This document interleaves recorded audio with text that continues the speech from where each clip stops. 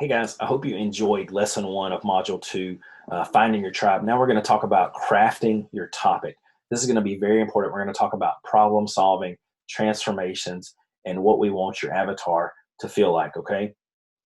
So the thing we're going to talk about is goals for your avatar. So we want them to feel safe and invest in your book, okay?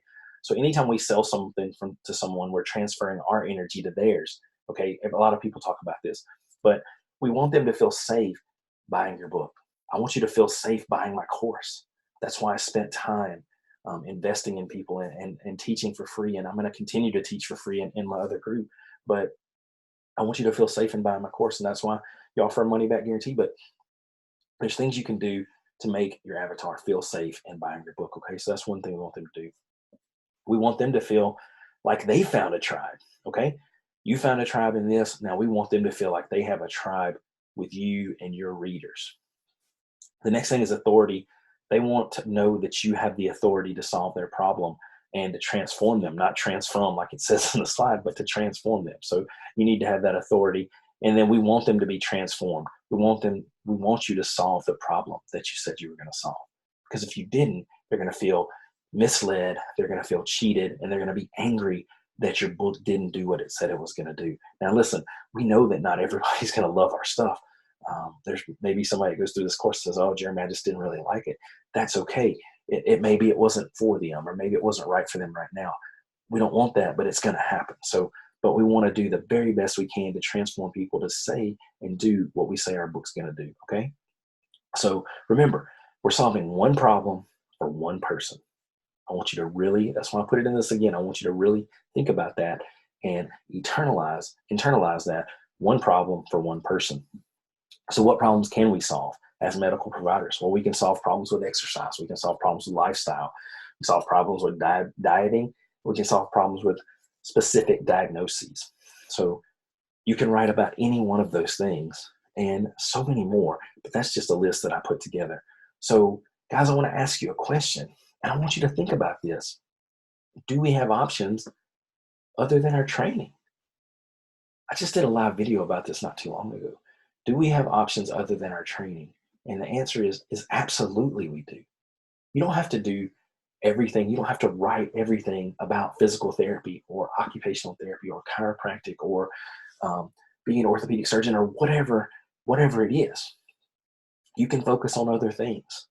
Um, you can focus on things inside of that that you wouldn't normally do throughout the day as a PT. So I just want you to know you have other options. You don't have to write a book on patient care exercise. You can write fiction, you can write young adult, you can write sci-fi, you can write whatever you want. So I just want you to know you do have options. So remember, who are we writing for? We're writing for the general public, other medical professionals, patients, clients, students, children, anybody, guys, anybody, amputees, mobile PT owners, hospital administrators, whatever it is, focus on that person and write your book. So taking these groups and breaking them down to our one person. Here we are again. We're right back to one person and one person only. Guys, you've already seen 4 slides on this. I just want you to know how important this is. When I put this course together, I'm not focusing on everybody in the world. I'm focusing on healthcare providers. Now, yes, this can work with other people. There's other people teaching everybody. That's not what I want to do. That's not who I want to serve. So focus on that one person and serve that one person really, really, really well. So the next thing is your book solving a problem that they're willing to pay for? Are they going to pay you to solve this problem? Do people pay physical therapists to solve their problems? Sometimes they pay their insurance. There's some really awesome cash PTs that get people to pay a lot of money because they solve problems so well. There's business coaches like Greg Todd, Aaron LeBauer, David Bailiff, Josh Payne, Will Boyd, Alex Ingar. Those guys solve problems. They solve major problems. Okay. So people are willing to pay them. Your book is no different. Your book is like a little mini business coach that you're going to hand people and say, here, I'm going to coach you into getting better. So are they going to be willing to pay for that? I hope so. Let's write a book that they're willing to pay for. What solves the problem of pain? Okay. What solves their pain problems? Pain is solved by Tylenol, ibuprofen, whatever else is on this list, taping, physical therapy, talking to people, chiropractic, counseling. Those are some ways that pain is solved. We're not talking about that. We're not going to focus our problem on pain, okay? Yeah, we might write a book about back pain, or might write a book about knee pain, or the pains of being a business owner, but we're not focused on the pain, okay? We're going to focus on the internal and the external problems of pain. So, external problems, things that are outside of my being, that I have problems with, internal problems, things that I struggle with on the inside. An external problem would be a back patient is physically unable to work because of their back pain, but they can't work. And on top of that, they can't pay their bills. And now they can't be intimate with their spouse. Those are external problems. And those are huge problems. But those are the underlying things that people with back pain fear. It's not so much, I got to get rid of this back pain. You can live with back pain, okay? You can. But you can't live with not working and not paying bills and maybe not being intimate with your spouse. What are the internal problems? I feel inadequate.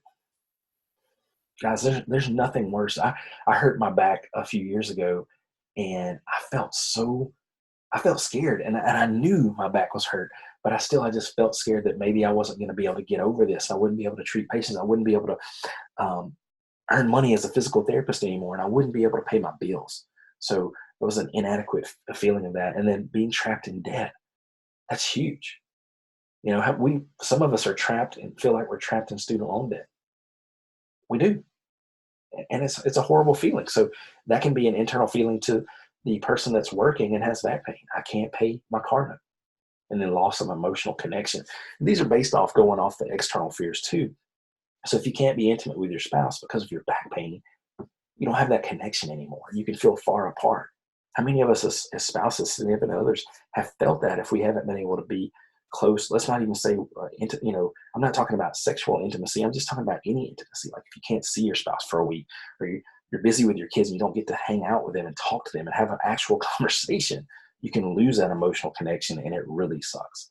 So we're going to get to know our avatar intimately. We're going to talk about 7, 8, and 9 of what we talked about in the last lesson. What specific problems are you going to solve for them? What are they? They're going to be the internal and external problems. Feeling of inadequacy, being fearful of not going back to work, not being able to pay bills, physically not being able to work because of your back pain.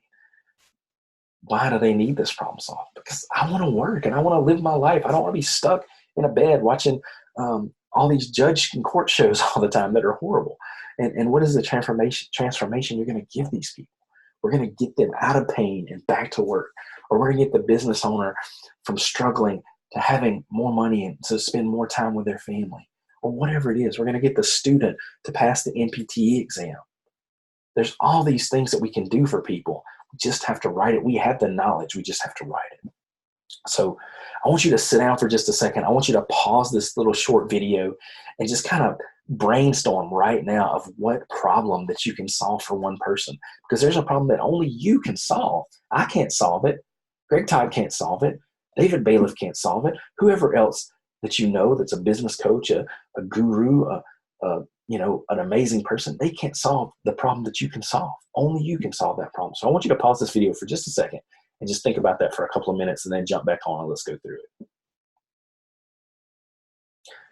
All right, guys. So you brainstorm your problem that you're going to solve.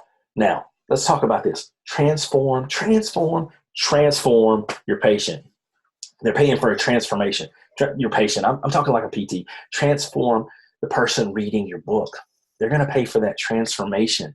There has to be a clear transformation in reading your book. Otherwise, why are we reading it? I don't read things just to waste time. Now, I do love some nonfiction books. The Story of Edgar Sawtelle is my absolute favorite book ever written. Haven't read it in about 10 years, but I'm going to read it again pretty soon.